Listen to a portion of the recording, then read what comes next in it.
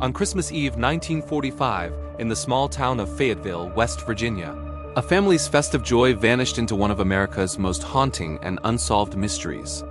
This is the story of the Sodder children, whose disappearance from a burning home has perplexed investigators and armchair detectives for nearly 80 years.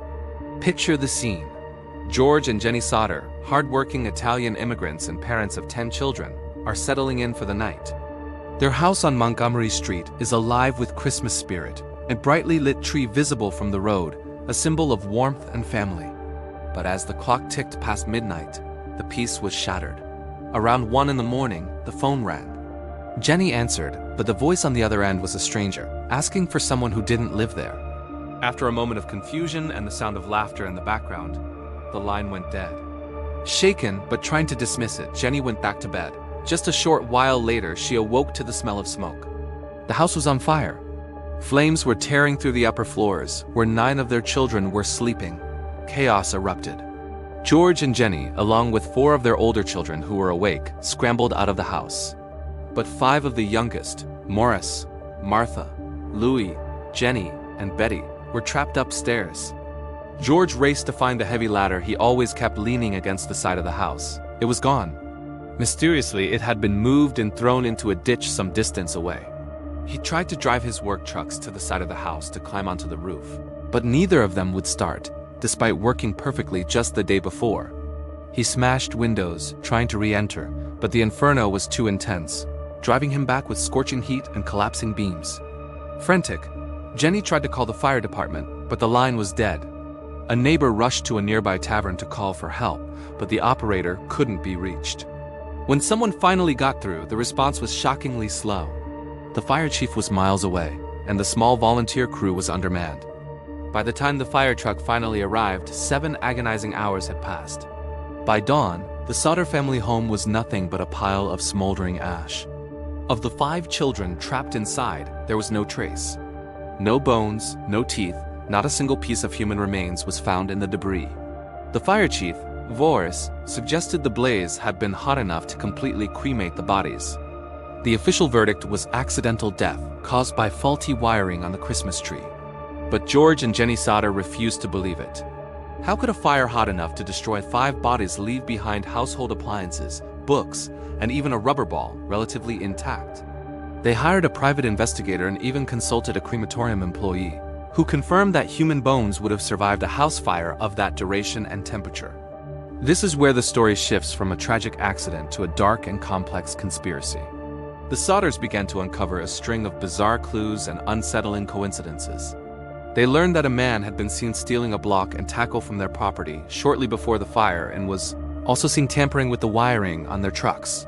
The missing ladder, found 75 feet away, suggested it was intentionally moved. The strange phone call just before the fire now seemed like a deliberate act, perhaps to check if the family was asleep. The Sodders' conviction that their children were alive grew stronger. George, an outspoken critic of Italian dictator Benito Mussolini, had often clashed with other members of the local Italian community. He recalled a traveling insurance salesman who had tried to sell him a policy months earlier. When George declined, the man became angry, warning him that his house would go up in smoke and your children are going to be destroyed for the dirty remarks he'd been making about Mussolini. Another stranger had visited the property, claiming to be looking for work, and pointed to the fuse boxes, warning they would cause a fire someday.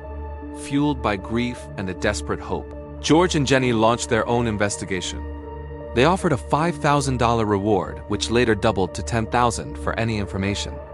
In 1952, they erected a large, heartbreaking billboard along Route 16, displaying the pictures of their 5 missing children with the plea for their return. It would remain there for the rest of their lives.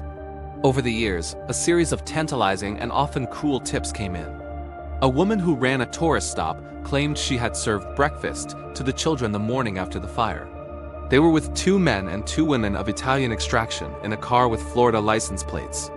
A hotel employee in Charleston, West Virginia, saw the children a week later and said, "I served them breakfast." The party registered and stayed in a large room with several beds. They were very quiet. Perhaps the most compelling and haunting piece of evidence arrived in the mail over 20 years later. In 1967, it was an envelope addressed to Jenny, postmarked in Kentucky, with no return address.